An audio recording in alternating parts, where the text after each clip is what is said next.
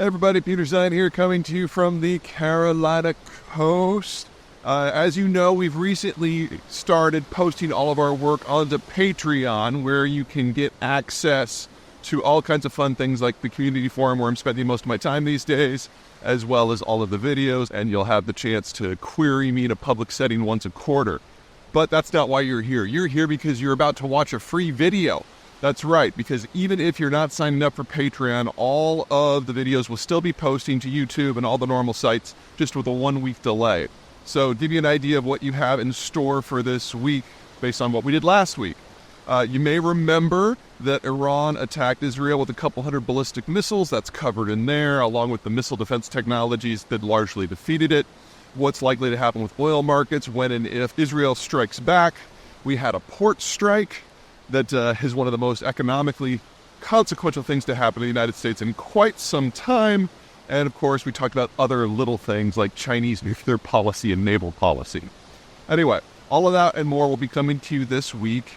And if you decide that you just can't live with this 1-week delay, then I suggest you head on over to Patreon. And for a low fee, you can sign up to get the videos as they come out. That's all from me. I'll see you wherever I see you.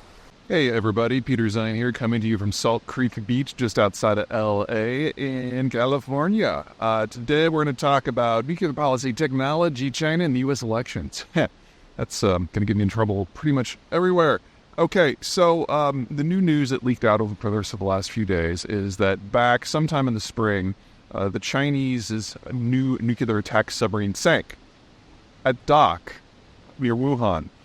It was a first-in-class ship, and first-in-class ships are notoriously buggy, but they usually don't just, sink. And they had to fish it out of the river with a bunch of floating cranes. Now, I don't want to suggest that submarine engineering is easy, especially nuclear submarine engineering, but I gotta say that, the definition of a submarine is something that doesn't sink unless there's a torpedo in it. So getting the basics wrong on this sort of thing is beyond embarrassing.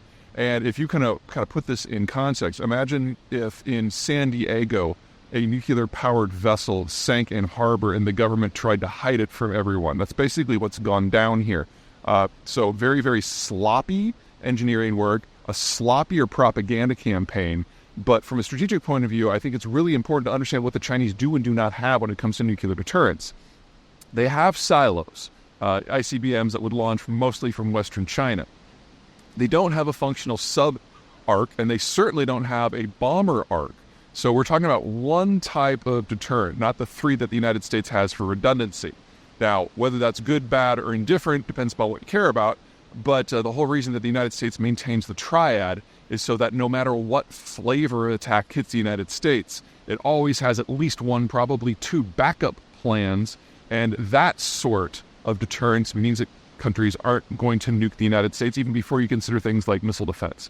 China is nowhere close to that, not in number of warheads and certainly not in delivery methods.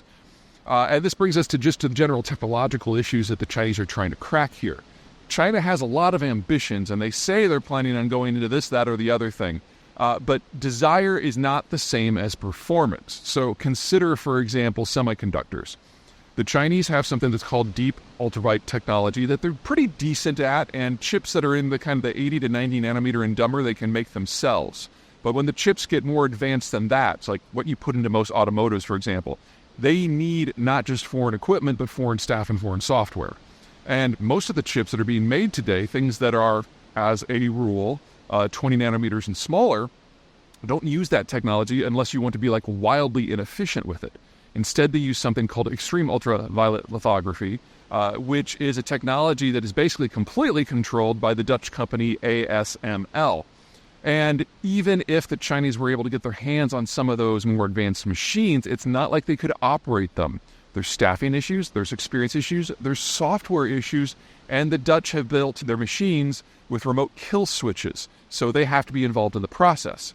I don't mean to say this to insult the Chinese, I mean to say this to insult everyone. No country controls enough of the semiconductor supply chain for anything that's mid or high tier chips to do it themselves. You're talking about a constellation of thousands of companies, dozens of countries, and it really does take a village.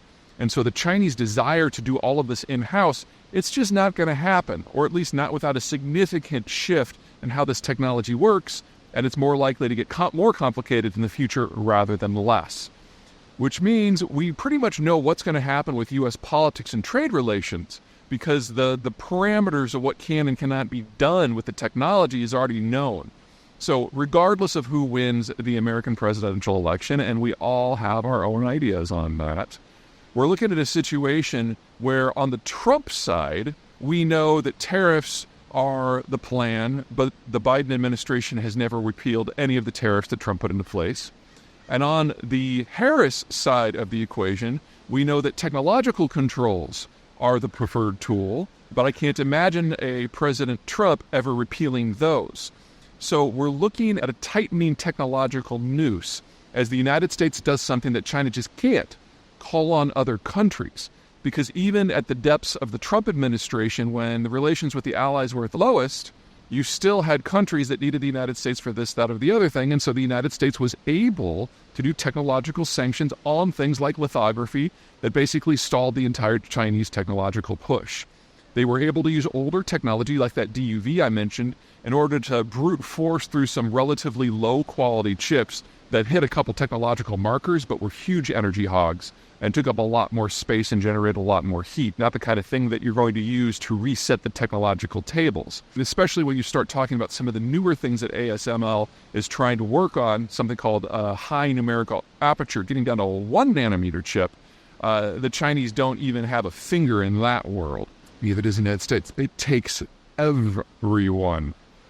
You play that across the economy, and there's only so much the Chinese can do. They just don't do the high-end stuff at all.